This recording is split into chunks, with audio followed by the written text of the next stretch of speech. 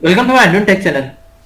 Today I am going to show you in this video how to return YouTube dislike button. So before going to start the video, if you are not subscribed my channel, please subscribe. So let's start the video. Guys, first of all you need to open the Google Chrome. You can see here top right side 3 line. Click on this. In this you need to click on settings. In left section you can see extension. Click on this.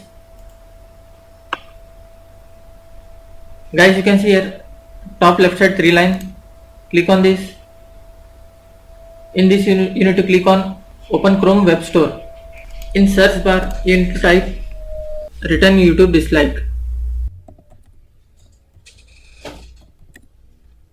You can see here return YouTube dislike. Just click on this. Guys, you can see here return YouTube dislike. First option, you need to click on this. You just need to click on add to Chrome. After clicking this return YouTube dislike extension will be added in Chrome. Just tap on this, add extension. Guys, if you want to open directly this link, I will provide this link in my description. You can open it from this. After doing this, now I will show you the YouTube dislike button will be written in Google Chrome. I will just play this video. You can see here, guys, you can see here the dislike ratio is showing.